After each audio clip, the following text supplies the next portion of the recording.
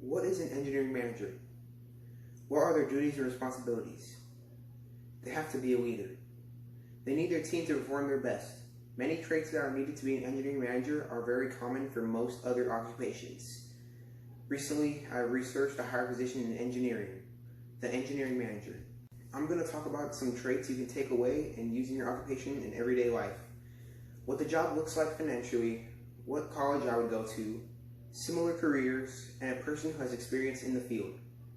Why do I want to be an engineering manager? Why do I recommend others this career path? And what does it take? Firstly, what are some of the traits of a good engineering manager? What I think the most important trait of a good engineering manager is the trait of being a good problem solver. Problem solving is important because to be a good engineering manager, there's going to be a lot of problems along the way that you have to solve. Another good trait of a good engineering manager is the ability to be collaborative. Communication can probably fit in with collaboration. To communicate effectively is a critical skill and factor in one's ability to manage a group of people, which is the whole premise of being collaborative, being able to work with others to get the job done. In addition to being collaborative, I think being creative is another major skill needed for an engineering manager. I know this because problem solving, which I claim to be the most important skill for an engineering manager, is built off a heavily structured creative mind. Mind's full creativity can conjure up many solutions to problems that need to be resolved.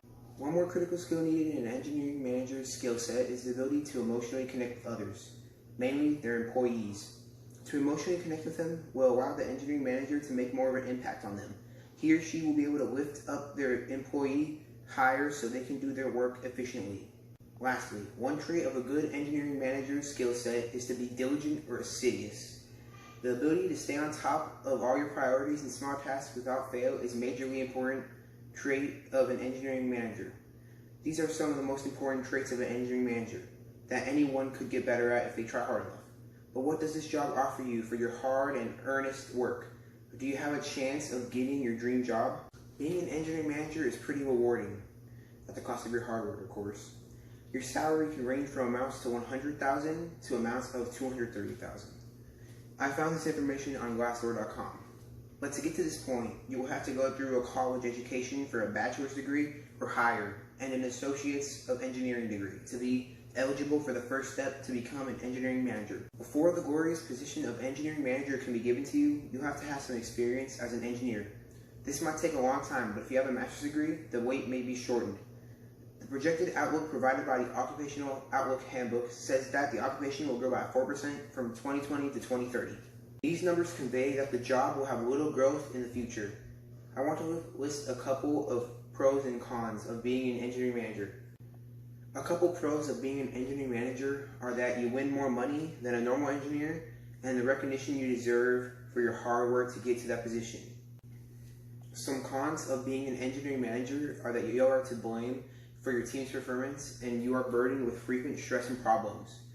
These may sound really bad, but to be a good engineering manager, you have to be good at fighting these cons. And all the hard work you had to do to get there has trained you to persevere and excel in the face of adversity.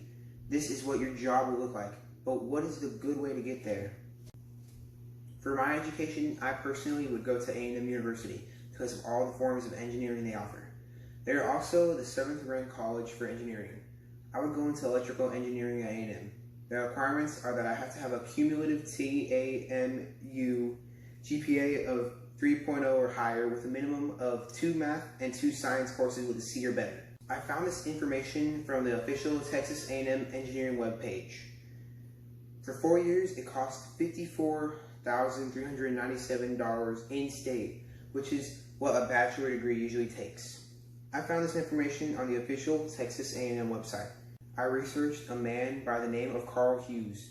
Carl, originally a software engineer, then a software engineering manager, is the founder of Draft.dev. Now a writer, he has written what a day is like for an engineering manager in A Day in the Life of an Engineering Manager. In this article, Carl states multiple key points, one of them being what an engineering manager does. Carl states, while my day-to-day work changed a lot over the years, as a software engineering manager, I was ultimately responsible for helping my team ship software that worked as expected on my schedule within budget. One other point he makes in his article is that engineering managers must be technical. He reinforced this with evidence. They also need to be good at helping their team members get unstuck. Sometimes this means answering technical questions, and sometimes it means resolving disputes between team members. Another point Carl gives is that engineering managers have to be good with people. His evidence behind this is having empathy for your team and helping them through challenges, both technical and personal, is one of the engineering manager's primary mandates.